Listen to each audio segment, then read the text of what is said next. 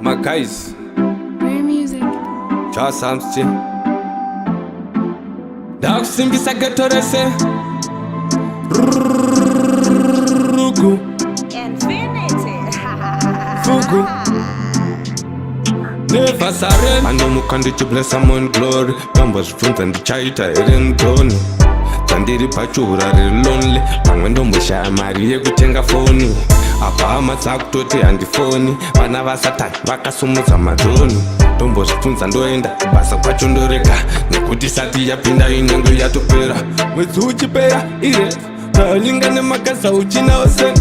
Swachigore richipera wakatanga majimajawa nebonasi. Tarisawo sichasi kambani yakalutwa nemabhokasi. Wadi kudzika mwaita konjasi.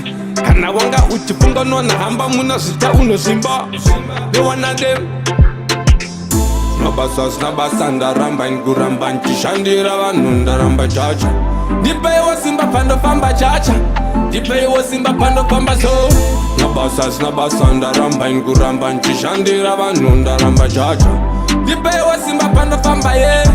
Ndipeiwo simba pandofamba chacha. Baba vangu vakafa vari nothing. Zvakaramba ngambura pavanosiya something. Muriya vakasiya tisu something. Ndiri kanhumbu makatambwa chigumbu. Ndazvarwa ndakadziona dziriko mungu. Kunditsomerawo nekanguwo kasumbu. Mablessings vakanondisa ndiri kanhumbu. Vane shungu dzekundiparadza sababa vangu ndiri.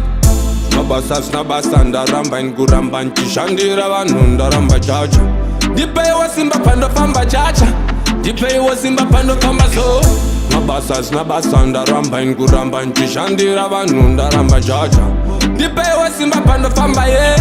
Ndipeiwo simba pandofamba chacha. Life makati pamukati tajejeziya. Saka chichasara chacha itaindigoziva. Nansi kuti mana ndokumbere vanguva. Bvudze kwadoka rinenge ratovirewo zuva. Lord of mercy ndipea nelife ndepesi. Zviite natural kwete kuita kunge resi. Handidi sesi handipowa nsesi. Saka ndodawo mesi.